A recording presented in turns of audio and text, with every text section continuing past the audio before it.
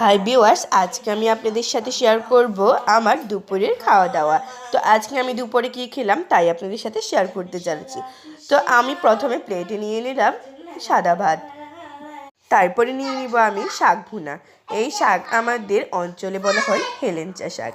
আপনাদের অঞ্চলে কী বলা হয় অবশ্যই বলতে। অঞ্চল ভেদে এটিকে অনেক রকম কথা বলা হয়। আমাদের অঞ্চলে বলা হয় হেলেঞ্চা শাক। আর আপনাদের অঞ্চলে কী বলা হয় অবশ্যই কমেন্টে বলবেন না। এটাকে আমরা সাধারণত আলু দিয়ে ভুনা করে খাই। তো আমি দেখুন হেলেঞ্চা শাক দিয়ে খেয়ে নিচ্ছি।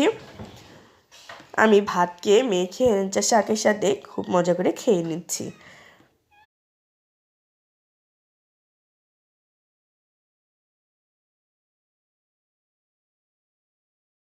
দেখুন আমি হেলেঞ্চা শাক দিয়ে খাওয়া শেষ করে আমি পাতে নিয়ে নিব আরেকটি তরকারি। তো সে তরকারি হচ্ছে ডিম ভুনা। আমি নিয়ে নিলাম ডিম ভুনা। ডিমকে ভাজি করে আমি ভুনা করেছিলাম, ওইটাই নিয়ে নিলাম পাতে। ডিমটাকে ভেঙে আমি ভাতের সাথে মেখে খেয়ে নেব।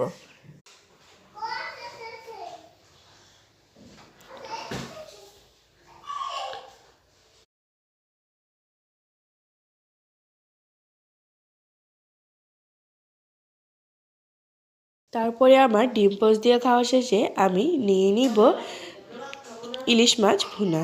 তারপরে ইলিশ মাছ ভুনা দিয়ে আমি লোকমা করে খেয়ে নেব।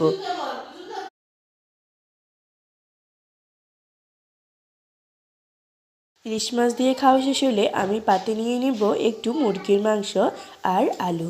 তারপরে আমি মুরগির মাংস আর আলু দিয়ে খেয়ে নেব।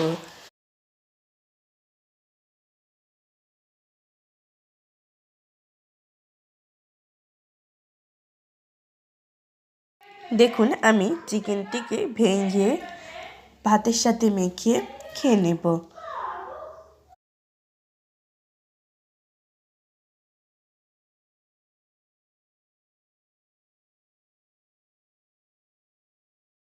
তারপরে আমার চিকেন দিয়ে খাওয়া শেষ হলে আমি নিয়ে নিব এখানে আলুর ভর্তা।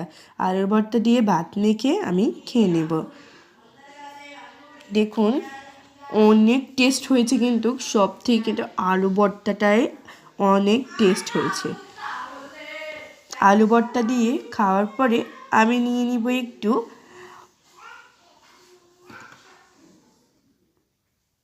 পাতলা ডাল। পাতলা ডাল কিন্তু আরও জুস হয়েছিল। আলু ভর্তার